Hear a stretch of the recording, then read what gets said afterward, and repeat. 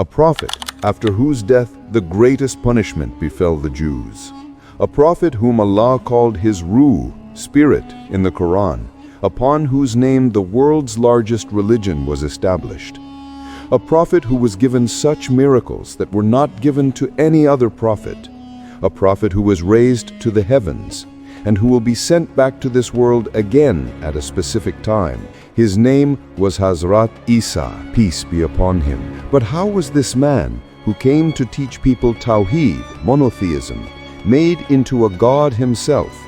And how was the Bible changed? Let's find out. When the condition of Bani Israel, the children of Israel, had become very bad, their scholars had become corrupt, they had changed the books and were selling their religion for worldly benefits. They had changed the entire religion according to their own wishes. On top of that, at that time Palestine was under the rule of the Roman Empire, which oppressed the Jews greatly. They used to take heavy taxes from them. Their condition was very bad. But their books mentioned the coming of a Messiah who would free them from this oppression. So at that time, the Jews began to wait for this Messiah. They thought that their Messiah would come in the form of a powerful king or a warrior, but the opposite happened. One day, Hazrat Jibreel came to the house of a pure, chaste woman in the form of a beautiful human. This woman's name was Sayyidah Maryam, peace be upon her, who was raised under the care of Hazrat Zakaria, peace be upon him. Hazrat Jibreel told her that Allah would give her a great son without marriage. Sayyidah Maryam was very surprised, and after that, she went away to a secluded place.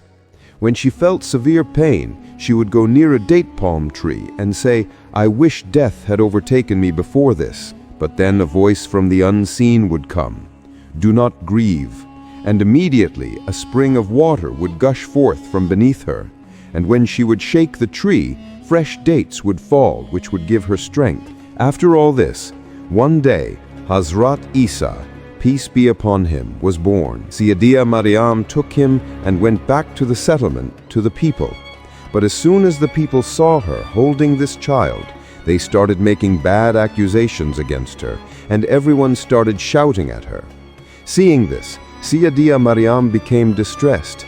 But then a miracle happened from Allah, and the child in her lap began to speak. Hearing this, all the people there fell silent. Their faces were astonished and troubled, and this proved Sayyidah Maryam's chastity. After this, Sayyidah Maryam raised Hazrat Isa, peace be upon him. He was a righteous and simple noble person from childhood. He ate little food, wore simple clothes, and spent most of his time in worship. He would make birds from clay and with Allah's help bring them to life. He had so much knowledge that at just 12 years of age, he used to have debates with the great teachers of that time, which would astonish their intellect. Allah had given him many miracles. When Hazrat Isa, peace be upon him, grew a little older, he began to deliver Allah's message to the people.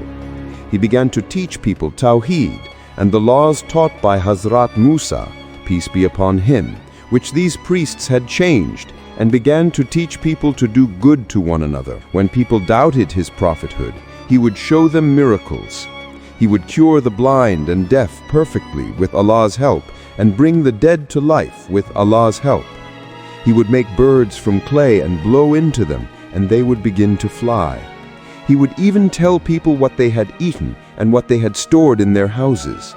Once, some people said to him, "If you are truthful, then bring down food from heaven for us." Then Allah sent down a magnificent feast for them from the sky, and said, "If you still turn away from the truth, you will be given a painful punishment." But when the priests of that time saw all this, they realized that their true nature would be exposed to the people. The wealth they had accumulated by deceiving people was now in danger. Hazrat Isa, peace be upon him, began to expose their corruption and hypocrisy to the people. Besides this, the people of that time had become immersed in sins and worldly pleasures, and Hazrat Isa, peace be upon him, used to tell them to abandon all this.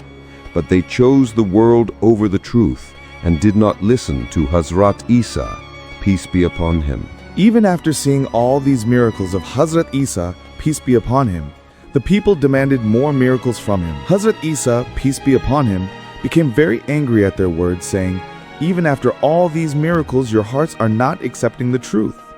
Because the Jews felt that their Messiah would come in the form of a powerful king with a large army to save them, while Hazrat Isa, peace be upon him, was an ordinary human being like them. In fact, he lived an even simpler life. At that time, Palestine was also under the Roman Empire.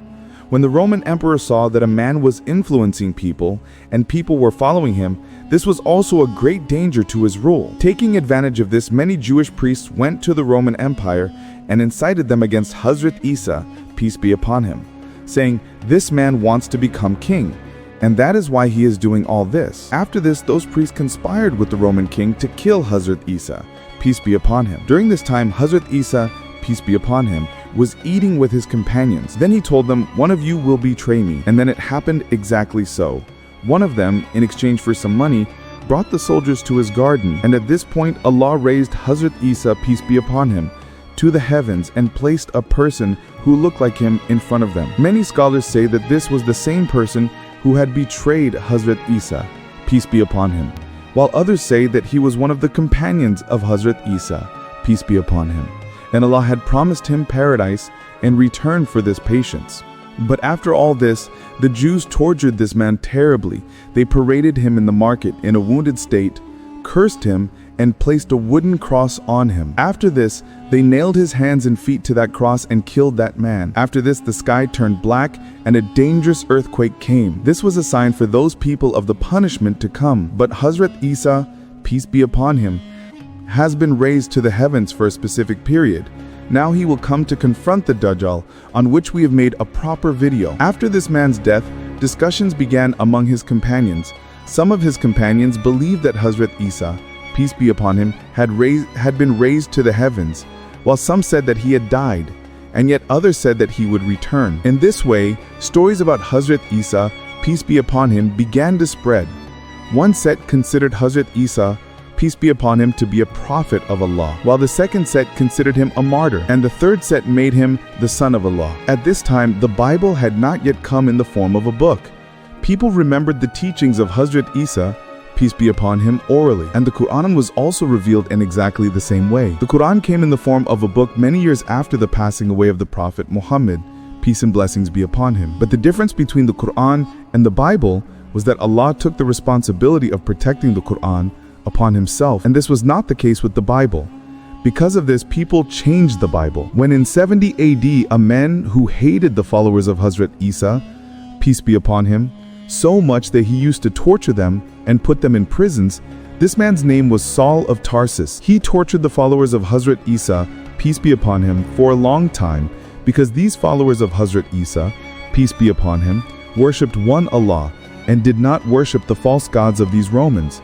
Because of this, these followers of Hazrat Isa, peace be upon him, endured much oppression. But then one day he claimed that he had seen Hazrat Isa, peace be upon him, in a dream, even though he had never seen Hazrat Isa, peace be upon him, in his life. After this, he changed his name to Paul the Apostle. He began to tell people that Hazrat Isa, peace be upon him, was not a prophet but the Son of God.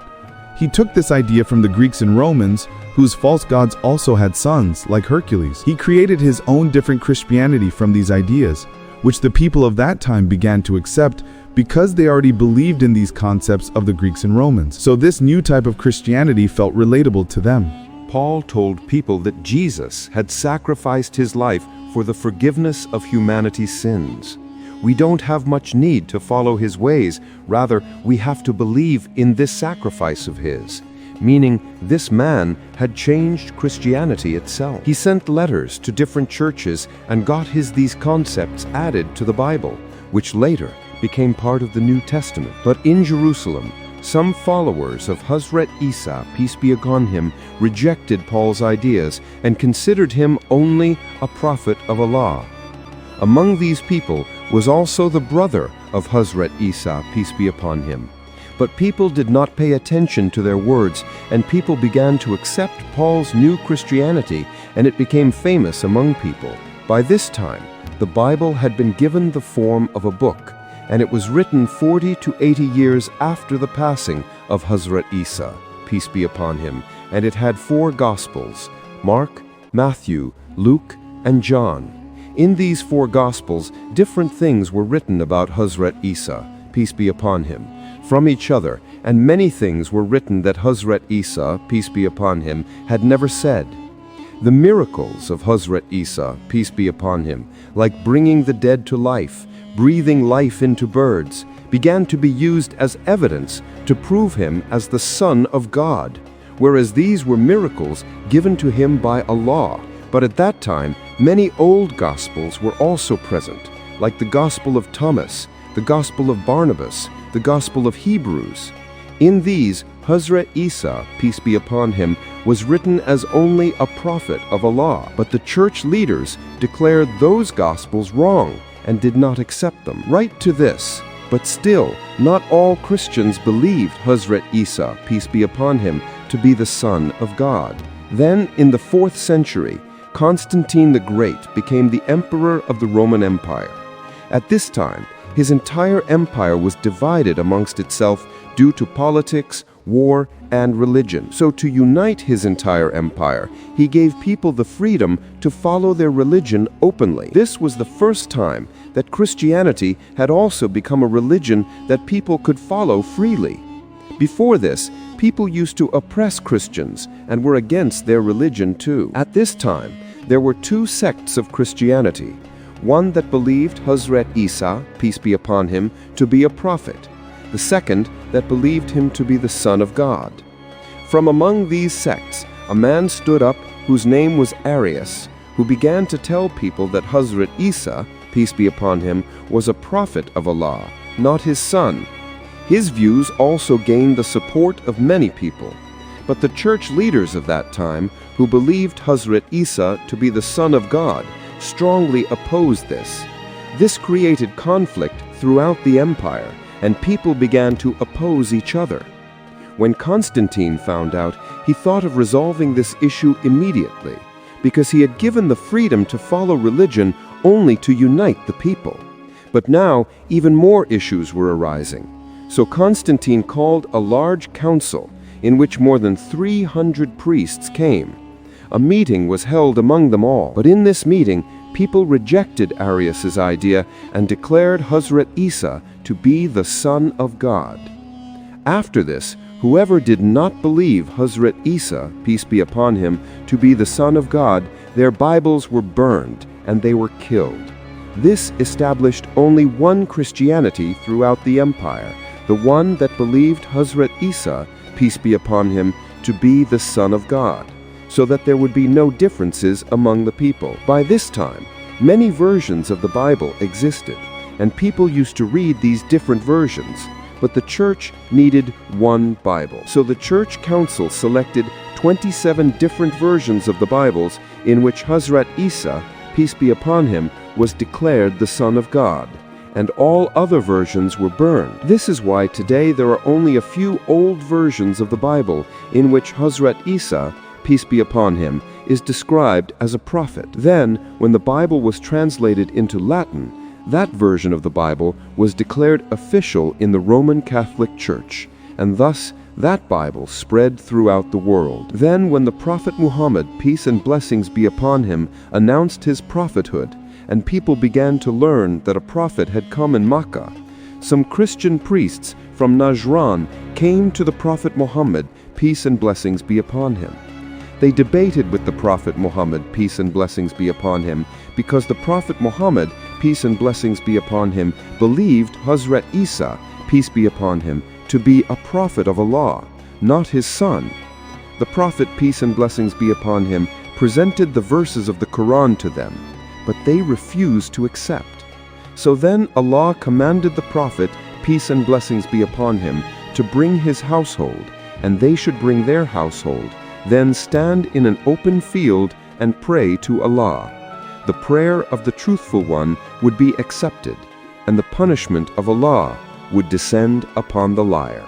So the Prophet, peace and blessings be upon him, brought with him Imam Ali, Sayyida Fatima, Imam Hassan, and Imam Hussein. But when these Christian priests saw them coming from afar, One of the priests said, "By God, I am seeing such faces that if they pray to Allah, Allah will even move the mountains for them.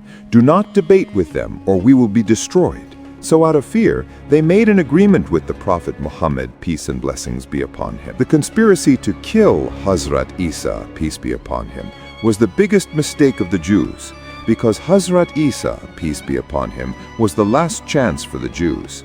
Allah had sent him to them with clear miracles so that they would accept the truth. Such miracles were not given to any other prophet, but instead of believing, they refused. Then Allah sent down one punishment after another upon them. When Allah raised Hazrat Isa, peace be upon him, to the heavens, sometime later, the Jews started a rebellion against the Roman Empire because the Jews themselves wanted to attain rule. The Jews defeated the Romans in Jerusalem and achieved independence. When the Roman Emperor Nero of that time received this news, he sent his son Titus with an army to Jerusalem. Titus besieged Jerusalem and conquered the city. After this, the Romans destroyed the temple of the Jews, and Hazrat Isa, peace be upon him, had already foretold this, which is still written in the Bible today. When the temple was destroyed, one wall of it remained, which exists to this day, which the Jews kiss. This is the Western Wall. Not only the temple, but the Romans killed more than 1 million Jews. Thousands of Jews were enslaved, and finally they were expelled from Jerusalem. After this, the Jews scattered all over the world. At this time, the Jews were still under the Roman Empire. Then one day, the Roman Emperor Constantine accepted Christianity and made Christianity the official religion of the Roman Empire. After this, the Romans began to kill the Jews because they considered them the killers of Hazrat Isa, peace be upon him. Thus, the Jews and Christians became enemies of each other, and this enmity continued for centuries. Oppression continued upon the Jews. Then, in the 15th century, the Catholic Church became the largest church in all of Europe, and Christianity spread throughout Europe. Because of this, Jews were expelled from many countries like Spain, England, France, and Germany. They were forced to accept Christianity, and those who refused were killed. They were not given jobs in high positions, and they were greatly oppressed. This continued for almost 1,000 years. Then World War II happened, in which the Nazis killed millions of Jews and oppressed them greatly. Seeing all this, Christians began to feel pity for the Jews and began to raise their voices in their churches in favor of the Jews. They began to explain to people that for the return of Jesus Christ, Hazrat Isa, peace be upon him, it is necessary for the Jews to build their third temple in Jerusalem, because their books state that Hazrat Isa, peace be upon him, will come to this world only after the third temple is built. From here, the distances between Jews and Christians began to lessen. Christians also began to support the creation of a separate country for the Jews, and with the help of these very Christians, Israel was eventually established. Today, Christians have a major hand in all the conspiracies of the Jews. And on the Day of Judgment, Allah will question Hazrat Isa, peace be upon him. Did you say to the people, "Take me and my mother as gods besides Allah"? Then Hazrat Isa, peace be upon him, will submit, "O Allah, I never said such a thing. If I had said it, you would have known it. You know what is within myself, and I do not know what is within yourself. Indeed, it is you who is knower of the unseen. I said not to them except what you commanded me. Worship Allah, my Lord and your Lord, and I was a witness over them as long as I was among them. But when you took me up, you were the observer over them. And you are over all things witness. If you should punish them, indeed they are your servants. But if you forgive them, indeed it is you who is the exalted in might, the wise."